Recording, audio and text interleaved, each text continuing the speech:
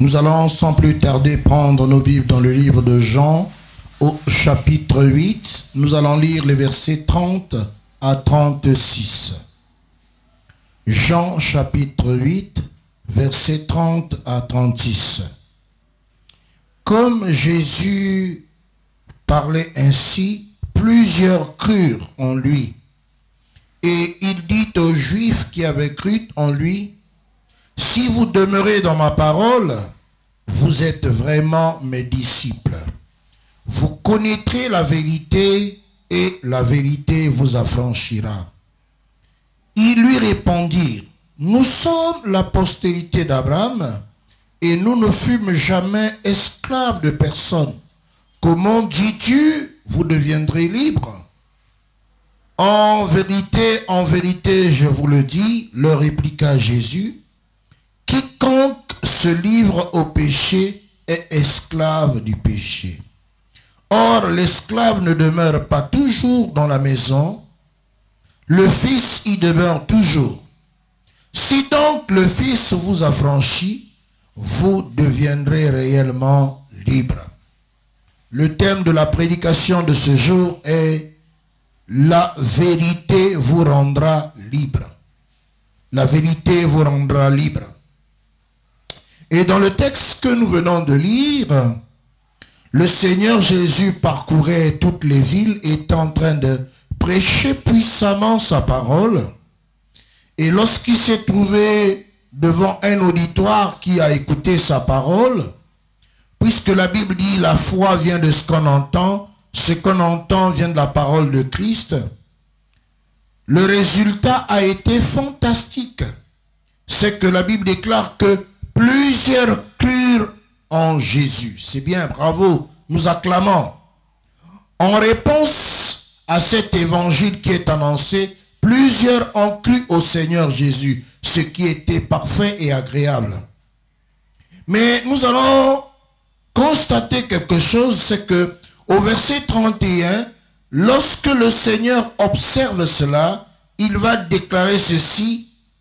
Il dit aux Juifs qui avaient cru en lui, « Si vous demeurez dans ma parole, vous êtes vraiment mes disciples, vous connaîtrez la vérité et la vérité vous affranchira. » Alors, cette réponse du Seigneur nous interpelle.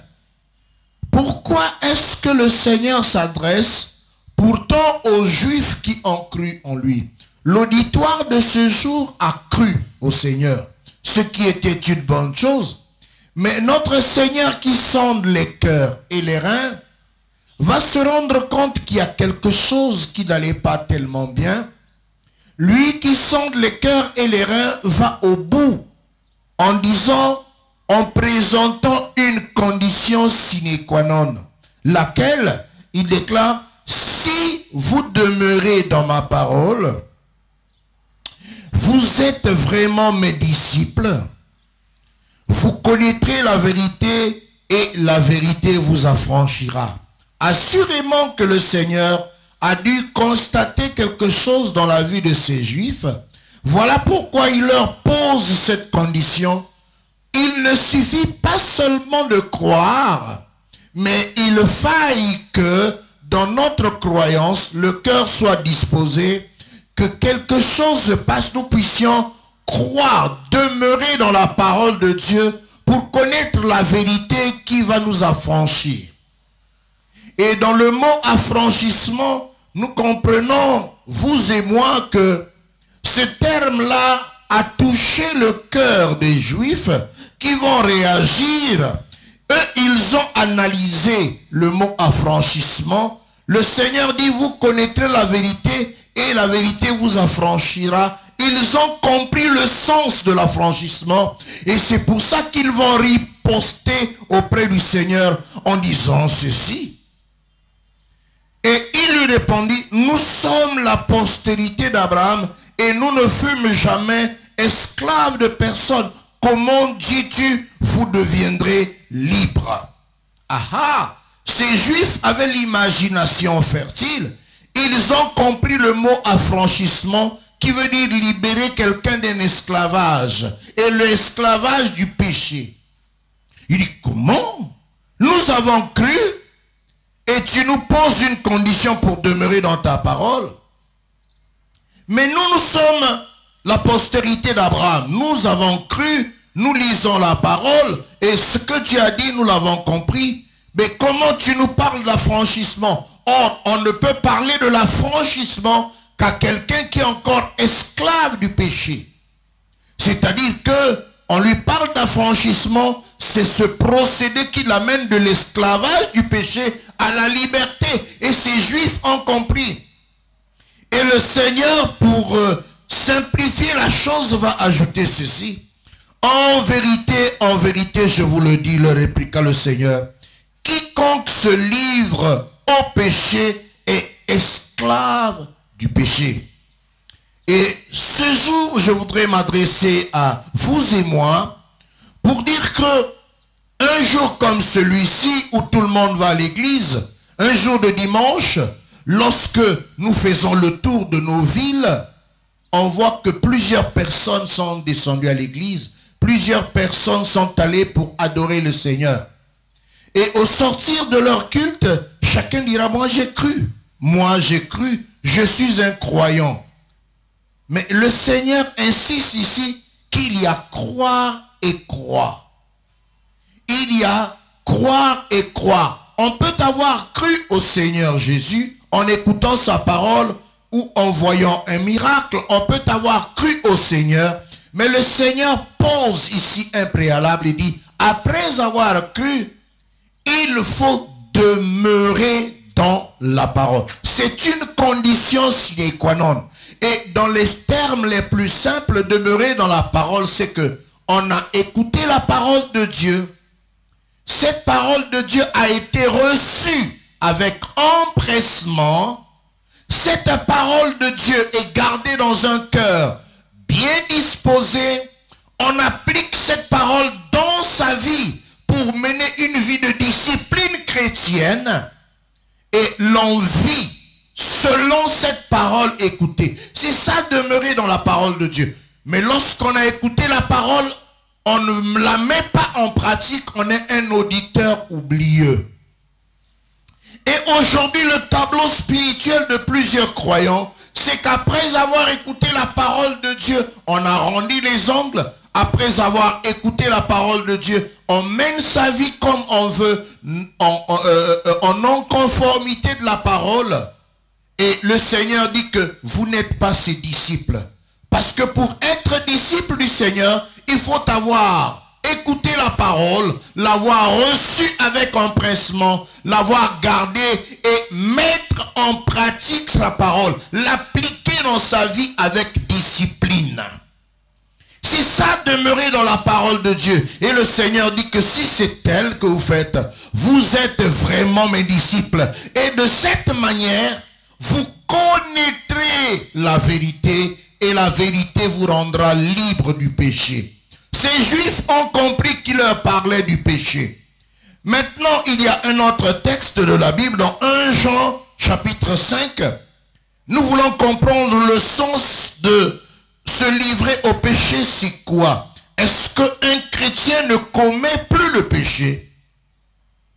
Puisque vous et moi qui avons cru, nous vivons encore sur cette terre en attendant le retour du Seigneur, ça veut dire que nous ne commettrons plus de péché et nous allons le préciser. Je lis d'abord le texte de 1 Jean chapitre 1 versets 5 à 10 pour pas qu'il y ait des confusions dans la tête. 1 Jean chapitre 1 à partir du verset 6 à 10, pardon.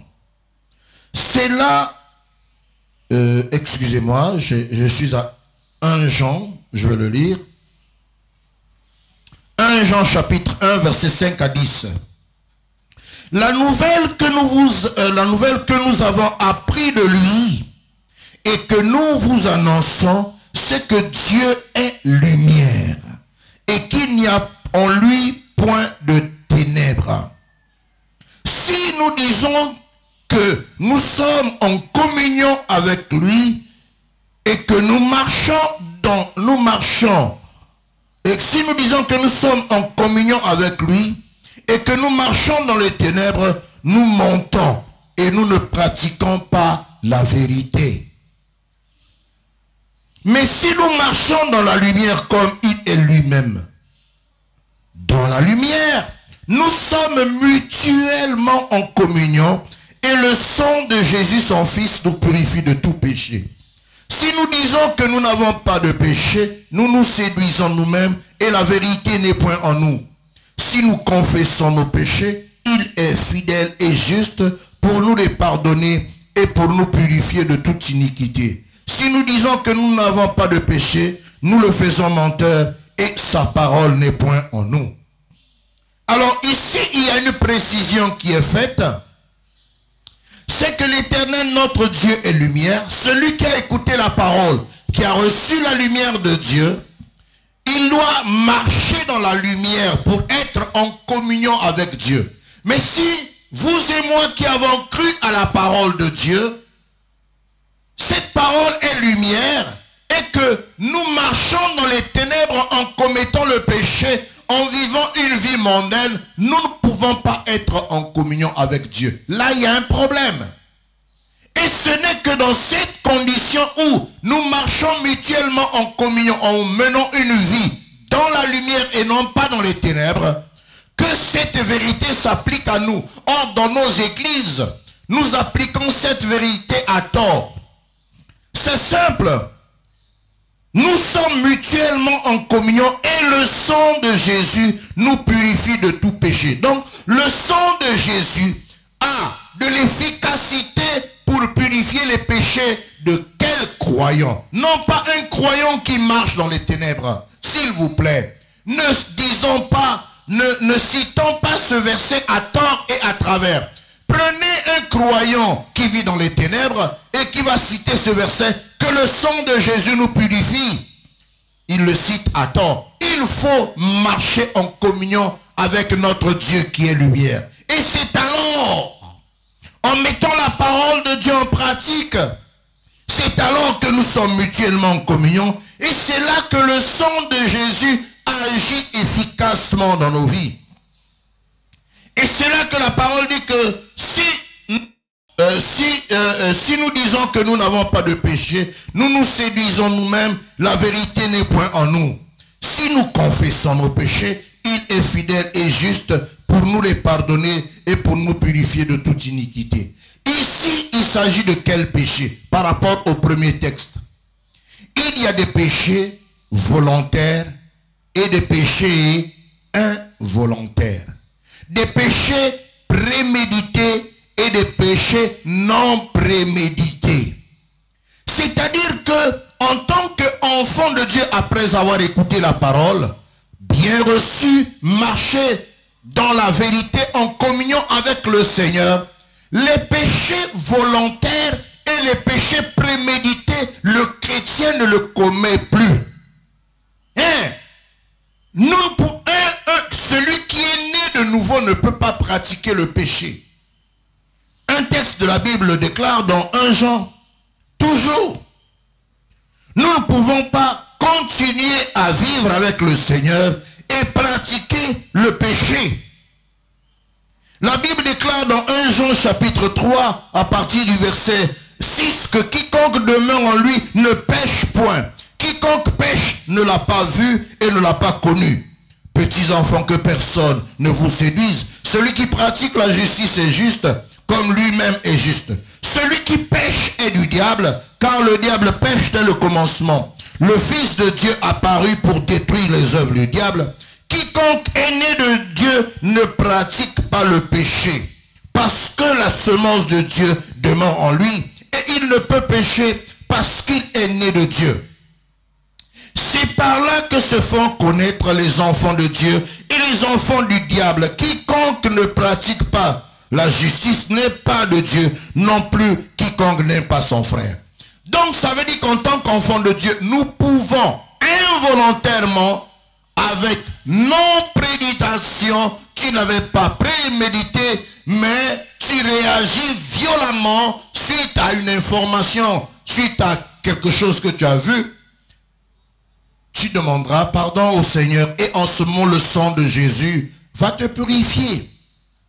Mais si volontairement, avec préméditation, tu poses volontairement un acte, tu n'es pas un enfant de Dieu. Et le sang de Jésus ne te pardonne pas. Il faut arrêter avec le péché. Ne commettons pas le péché. Et en revenant dans le texte de base, nous comprenons ce que Jésus voulait dire aux croyants que vous et moi nous sommes. Aujourd'hui, nous avons cru en Dieu, mais nous continuons à patauger dans le péché. Le Seigneur nous demande une chose. Si vous demeurez dans ma parole, vous connaîtrez la vérité et la vérité vous affranchira. C'est là où le Seigneur, en réplique, va leur dire, quiconque se livre au péché est esclave du péché. Se livrer, ça veut dire volontairement. Se livrer au péché, c'est le faire avec préméditation. Un enfant de Dieu ne le fait plus. Voilà donc quel était le message de ce jour. Vous connaîtrez la vérité et la vérité vous affranchira. Que Dieu vous bénisse.